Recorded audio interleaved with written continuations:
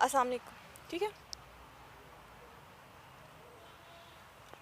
ठीक है, ठीक है। बिस्मिल्लाहिर्रहमानिर्रहीम। अस्सलाम वालेकुम नाज़रीन, मैं हूँ आपकी मेज़बान सुमेरा सलीम। इस वक्त हमारे साथ मौजूद है उम्मे हसना। अस्सलाम वालेकुम मैम। वालेकुम अच्छा मैम, अस्सलाम। सबसे पहले जिस तरह से ये जो मसला चल रहा है लाल मस्जिद का, और इस तरह से इस हवाले से हम आपसे पूछेंगे। सबसे पहले मैं आपसे ये पूछना चाहूँगी कि दीगर मुतालबात की जानिब भी आएंगे। एक बार फिर आप लोगों की जानिब से हुकूमत से नफाज शरीयत का मुतालबा भी किया गया है। पूरी इंसानी तारीख में ये साबित कर दें जब शरीयत के मुताबिक किसी के ज़रिए नफाज की गई हो, या नबी करीम सल्लल्लाहु अलैहि वसल्लम ने शरीयत के मुताबिक नाफिज की थी, या ख़ुद पूरी ज़िंदगी जद्दोजहद करके शरीयत का नफाज किया था। तो मुतालबे के ज़रिए शरीयत के नफाज का मतलब ये है कि ख़ुद आप लोगों की जानिब से कोई जद्दोजहद नहीं की जाएगी। जी, असल में होता ये है, मुतालबा करना बेसिकली जैसे लोग मुतालबा करते हैं कि कीमतों को कंट्रोल किया जाए, पेट्रोल की कीमत को कम किया जाए, सब्ज़ी के रेट को कंट्रोल किया जाए, बाकी चीज़ों को कंट्रोल किया जाए, वो एक मुतालबा होता है। इसी तरह ये आवाम का हक़ होता है कि वो किसी भी चीज़ पे जिसको वो पसंद करते हैं, देखना चाहते हैं, कसे बाशर, एक मोची भी, एक नाई भी, एक सड़क पे खड़े होकर सफाई करने वाला भी ये मुतालबा अपना कोई भी पेश कर सकता है। तो बहैसियत पाकिस्तानी, बहैसियत मुसलमान, तो हमारा ये मुतालबा है कि हम ये आवाज़ लगाते रहेंगे जब तक ज़िम्मेदारी है। अल उलमा वरसतुल अंबिया, ये हदीस है कि आप सल्लल्लाहु अलैहि वसल्लम ने फरमाया कि उलमा अंबिया के वारिस होते हैं। और अंबिया बेसिकली दुनिया में आते हैं इस्लाम के नफाज के लिए, रब के निज़ाम के नफाज के लिए, और जितनी भी ज़िंदगी की तरतीब है उसको शरीयत के मुताबिक बनाने के लिए। इसलिए हमारा बेसिक मामला है, जो मुतालबा है वो हम करते रहेंगे जब तक ज़िंदगी है। आगे उसको नफाज करना ना करना, ये जो है ये हुक्मरानों का काम होता है। हमारा काम है उनको याद कराते रहना कि पाकिस्तान ला इलाहा इल्लल्लाह के नाम पर बना था। प्लीज़ इसी चीज़ पे आएँ जिस पे वो बना था। अच्छा मैम, शरीयत के नफाज का मुतालबा भी किया गया है। मौलाना अब्दुल अज़ीज़ साहब ने हमें ये बताया कि आप लोगों के पास आप आजकल के दौर के मुताबिक इनका क्या प्लान है, अगला क्या लाएअमल होगा? अगर जज आता है, क्या वोट के ज़रिए हुक्मरान का इंतखाब कैसा होगा, या अदालती जी, निज़ाम मेरे कैसा होगा? ख़्याल में ये सारी बहसें हमारी नहीं हैं। ठीक है, ये सारी बहसें हमारी नहीं हैं। इस्लाम का दामन इन चीज़ों से खाली नहीं है। ठीक है, इस्लाम आपको हर चीज़ का निज़ाम देता है, लेकिन फ़िलवक़्त ये बहसें हमारी नहीं हैं। ऐसा नहीं होता कि हुक्मरानों के पास अफराद ना हों, ठीक है, इनके पास अफराद होते हैं। कोई मुश्किल नहीं है इस्लामी निज़ाम। अगर ये इन्हीं जजों को कुरान और सुन्नत के मुताबिक फैसले करने का हुक्म दे दें, तो यही जज बैठे रहें। किसी को क्या इख्तियार है, तजर्बाकार हैं।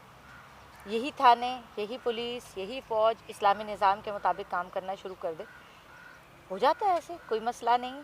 आखिर सऊदी अरब में काजी का सिस्टम है, ठीक है। ठीक है।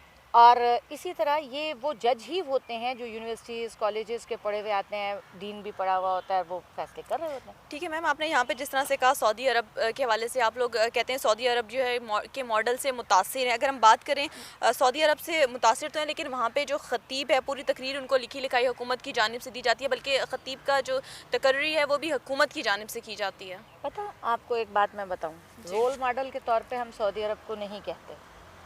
सिर्फ उसकी चंद चीज़ें ऐसी हैं जो वो इस्लाम के मुताबिक करते हैं, बाकी नहीं।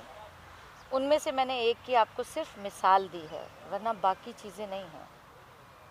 अच्छा मैम, हमने अब सुना भी है, ख़बरें भी पढ़ी हैं, चंद ज़राए ये कहते हैं कि आप मतलब बेहतर इसका जवाब दे सकती हैं इस हवाले से कि लाल मस्जिद जहाँ पे बनी है ये सरकारी ज़मीन है, किसी की ज़ाती मलकियत नहीं है, बल्कि ये आपकी मलकियत ना थी, ना ही मौलाना अब्दुल अज़ीज़ साहब की, बल्कि सरकारी ज़मीन है। किस कदर ये बात दुरुस्त है? बिल्कुल 100% दुरुस्त है। बात यह है, जब इस्लामाबाद बना था तो पहली मस्जिद ये बनी थी। इसके पहले ख़तीब मौलाना अब्दुल्ला शहीद रहमहुल्लाह थे। जहाँ तक बात ये है कि हमारी ज़मीन ज़ाती नहीं है, सरकार की तरतीब ये रही है कि जितने भी ख़तीब हज़रात यहाँ पर मौजूद हैं, शुहदा मस्जिद में चले जाएं, इधर मुबीन मस्जिद में चले जाएं, उला मस्जिद में चले जाएं, कहीं और चले जाएं। इस्लामाबाद में 14-15 ख़तीब हैं जो अरसा 15 साल से रिटायर हैं, 16 साल से रिटायर हैं, 14 साल से रिटायर है, वो रह भी रहे हैं, नमाज़ें भी पढ़ा रहे हैं। तो यहाँ रहना, नमाज़ें पढ़ाना मसला नहीं। अच्छा मैम, दूसरी जानिब पाकिस्तानी एक अखबार है डॉन, उसके मुताबिक ये कहा गया है, मतलब उनका ज़राए का ये कहना है, हुकूमत की जानिब से मुकर्रर किए जाने वाले ख़तीब को अब्दुल अज़ीज़ साहब की जानिब से धमकियाँ भी दी जा रही हैं। किस हद तक इस बात में उन्होंने से? ख़तीब को मुकर्रर ही नहीं किया। असल में डॉन न्यूज़ का काम है इंतशार फैलाना। डॉन न्यूज़ कुछ और मकतबा फ़िक्र के लोग हैं। इस वजह से ये लोग हमेशा हमारे ख़िलाफ़ प्रोपेगेंडा करते हैं। मुझे अभी भी पता है, मैं उस शख्स का नाम जानती हूँ जिसने ये ख़बर लगाई है। इनका हमेशा से काम यही है कि अहले सुन्नत वल जमात का खून बहाने की कोशिश करना, इसलिए ये तो अपनी कोशिश करेंगे। बात यह है कि जब ये मसाइल शुरू चल रहे थे तो बीच में मुफ्ती रुवैस खान साहब कश्मीर के आए थे, वो उनके पार्लियामेंट के भी शायद मेंबर रहे। काजी निसार साहब आए थे गिलगित से, और मौलाना कासिम साहब थे। इनके साथ ये तय हुआ था कि जैसे हरम शरीफ का निज़ाम होता है कि हर नमाज एक अलग बनाएगा, कोई ख़ास आदमी यहाँ का ख़तीब नहीं होगा, जो असातिज़ा यहाँ दारुल इफ्ता में बैठते हैं या रह रहे हैं वो ही नमाज़ पढ़ाएंगे। ये बाकायदा ये बात तय हुई है, उसी के मुताबिक लाल मस्जिद का निज़ाम चल रहा है। अपनी तरफ से तो हमने किसी का नाम दिया ही नहीं, और धमकी देना हमारा मिजाज नहीं है। अच्छा मैम, अब आते हैं आपके मुतालबात की जानिब और एहतजाज। ये परवेज़ मुशर्रफ के दौर में भी लाल मस्जिद का जो ऑपरेशन हुआ है उसके बाद आप सुप्रीम उसकी कोर्ट। तरफ ना जाएं, आप अभी के हमारे मुतालबात की तरफ आएँ, क्योंकि ये तो बातें बहुत मतवा दोहराई जा चुकी हैं। इन बहुत तकलीफ़ दे बातें, किसी के लिए जिस पे गुजरी ना हो उसके लिए बात करना आसान होता बिल्कुल है। ऐसे ही। एक ऐसी माँ से सवाल करना जिससे कि जवान बेटे को बिला जवाज़, डॉन न्यूज़ वालों को मेरे बेटे की लाश नज़र नहीं आती, ना उस पर डली हुई फास्फोरस नज़र आती है। शायद इनके दिलों को ठंड पड़ती है। मैं तो यही कहूँगी, कल्बे अली साहब के दिल को ठंड पड़ती है इस चीज़ से कि हमारा खून बहाया जाए और हमारी लाशों को पामाल किया जाए, और इनकी सारी बाकी इंतज़ामिया को भी शायद दिल में दिली तसल्ली और सुकून होता है। कल्बे अली साहब ने अपने जवान बच्चे की लाश नहीं उठाई, उसके ऊपर फास्फोरस नहीं डाला। मेरे से ये सवाल करना सन 2007 का बहुत गलत बात है, जबकि अदालत हमें बरी भी कर चुकी हुई है। किसी मुकदमे में हम मुलव्विस नहीं थे, ना हैं। अभी हमारा मुतालबा सिर्फ इतना है, बात सुप्रीम कोर्ट की ये लोग करते हैं। सुप्रीम कोर्ट ने कहा था कि इनको इनकी जगह पर जामे अफसा बना कर दिया जाए। हुकूमत ने 13 साल हो गए नहीं बनाया, हम बनाने की कोशिश करते हैं तो ये सूरत हाल पैदा कर देते हैं जो अब आप लोग सारे देख रहे हैं। जी। बेसिकली हम सिर्फ एहतजाज के लिए यहाँ पर आए हैं, और मस्जिद की ज़बू हाली अभी भी आप देख सकते हैं कि ये काम हो रहा है। 7 साल से मस्जिद की खिड़कियों को खोला नहीं गया था, दीमक लग गई, छत उसकी टपकती है, गटर उसके बंद हैं, बारिश वाले वाशरूमों के गटर बंद हैं जो मैंने आके खुलवाए। जब सरकारी खतीब थे आमिर सिद्दीक साहब, तो उन्होंने क्यों नहीं गटर खुलवाए, उन्होंने ये खिड़कियाँ क्यों नहीं खुलवाई? मतलब सिर्फ पैसा चलता है ना, नाम चलता है, सिर्फ इस चीज़, ये मकसद नहीं होता यहाँ रहने का। यहाँ रहने का मतलब होता है मस्जिद अल्लाह का घर है, उसका ख्याल किया जाए ऐसे ही जैसे उसका हक है। कमा हक हो, उसका हक अदा नहीं किया गया, अब हम कर रहे हैं। हम बतौर एहतजाज यहाँ आए हैं, और हमारा मुतालबा एक ही है कि जामिया अफसा का जो इन्होंने सुप्रीम कोर्ट ने आर्डर दिया था उसके मुताबिक बनाने की इन्होंने 13 साल तक कोशिश नहीं की। हमारे बिजली के बिल नहीं दिए, गैस के बिल नहीं दिए, टीचर्स की तनख्वाहें नहीं दी। मेरी सारी टीचर्स ये बैठी भी हैं मेरे साथ, एज ए वॉलंटियर पढ़ा रही हैं, कोई तनख्वाह नहीं लेता। हमारी बच्चियों पर फाके गुजरते हैं, सरकार को कोई फ़िक्र नहीं होती। इनको क्या फ़िक्र होती है, मौलाना अब्दुल अजीज़ साहब लाल मस्जिद ना आए, इन्होंने अपनी अना का मसला बनाया हुआ है। और ये सिविल इंतज़ामिया इतना नहीं बनाती जितना पीछे रहने वाले चेहरे जो अपने आप को छुपा के रखते हैं, जो ये चाहते हैं कि हम नेक नाम रहें, ये वो लोग हैं जो इस चीज़ को अना का मसला बनाते हैं।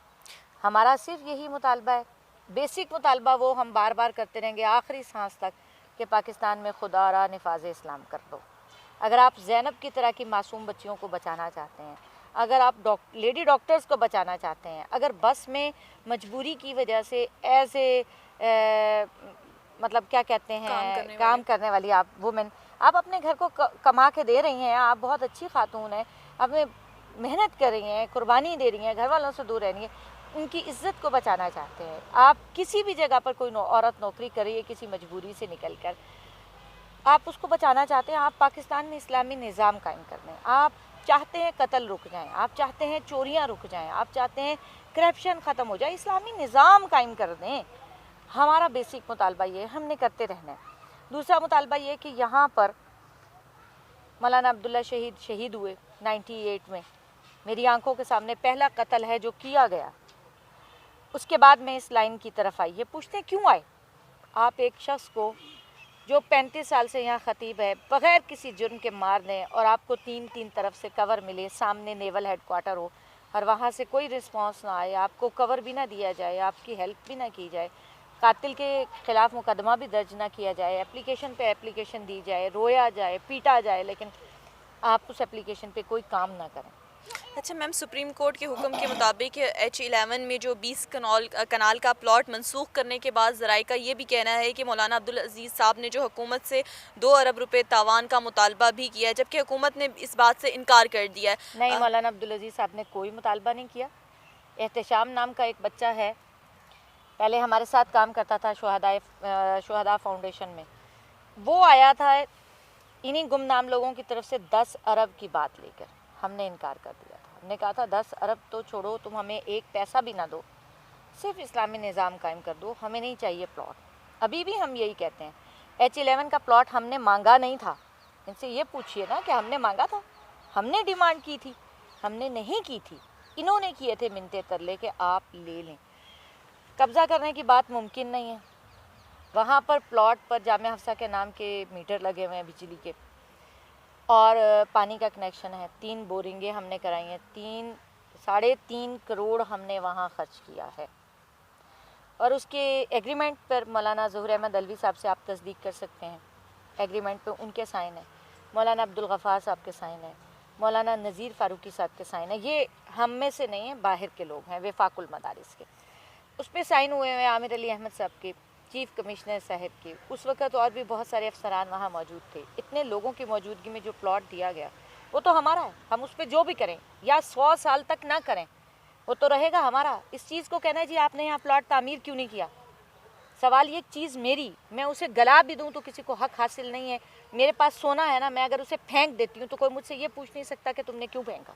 वो मेरी मिल्कियत है, वो जामिया की मिल्कियत था। हम बनाए ना बनाए, हम इनसे तो कुछ नहीं कह रहे थे ना, हम यहाँ भी नहीं आ रहे थे, आराम से काम कर रहे थे। तकलीफ़ इनको हुई, इश्यूज़ ये क्रिएट करते हैं। जब हम अपना हक लेने के लिए खड़े होते हैं तो फिर ये कहते हैं कि देखो जी ये एक्सट्रीमिस्ट है। अब इनसे कोई पूछे कि सन 2000 में दिया हुआ प्लाट सन 2019 में आके इन्होंने क्यों कैंसिल करवाया। ये कहते हैं कि हमने कैंसिल नहीं करवाया। तारिक असद साहब कहते हैं तहरीरी फ़ैसला ब्राउन कलर के लिफाफे में आया है, सारी अदालत के सामने वो खोल के जज साहब ने फ़ैसला सुनाया है। अच्छा मैम, मुझे बताइएगा कि कुछ हल्के एतराज़ करते हैं कि आप लोग बार बार रियासत की रिट को चैलेंज करते हैं। चलें, यहाँ क्या रिट चैलेंज हुई है? जब इमरान खान साहब आए थे 3 महीने के लिए, वो रियासत की रिट चैलेंज नहीं थी। जब ताहिरुल कादरी साहब आए थे, ब्लू एरिया में रहे थे, वो रियासत की रिट चैलेंज नहीं थी। एक डाकू नहीं करता जिसने जालिम ने ज़ैनब जैसे 300 बच्चों को कसूर में रैप किया, इन्होंने पकड़ के छोड़ दिया, सज़ा नहीं दी।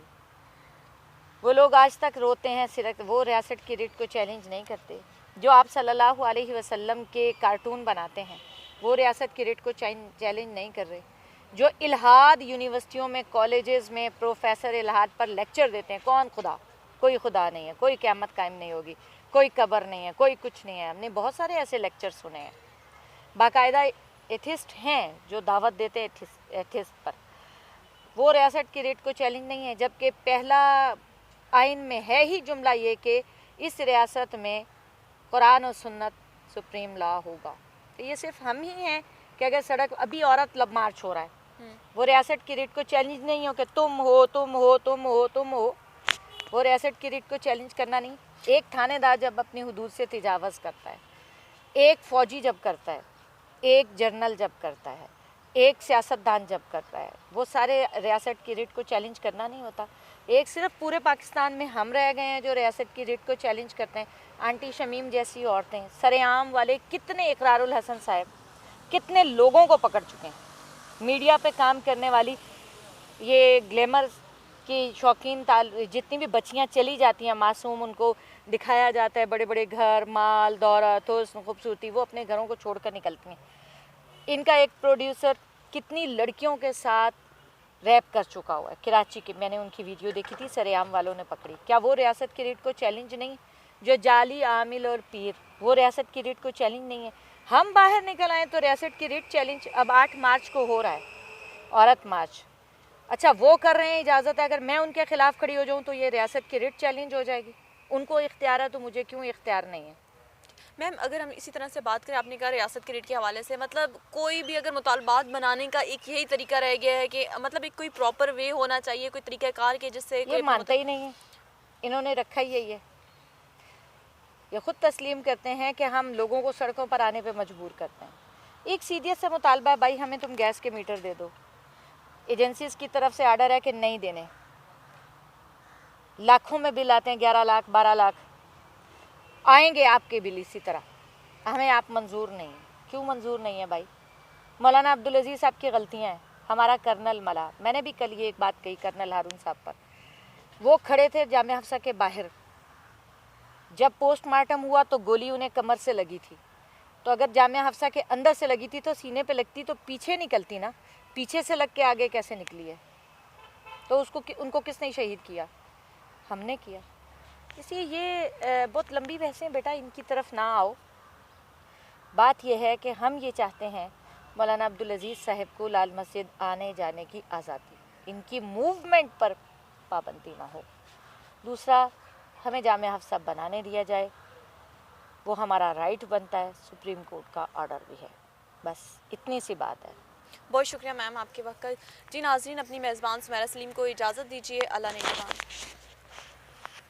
मुझे कब तक दे देंगी आप?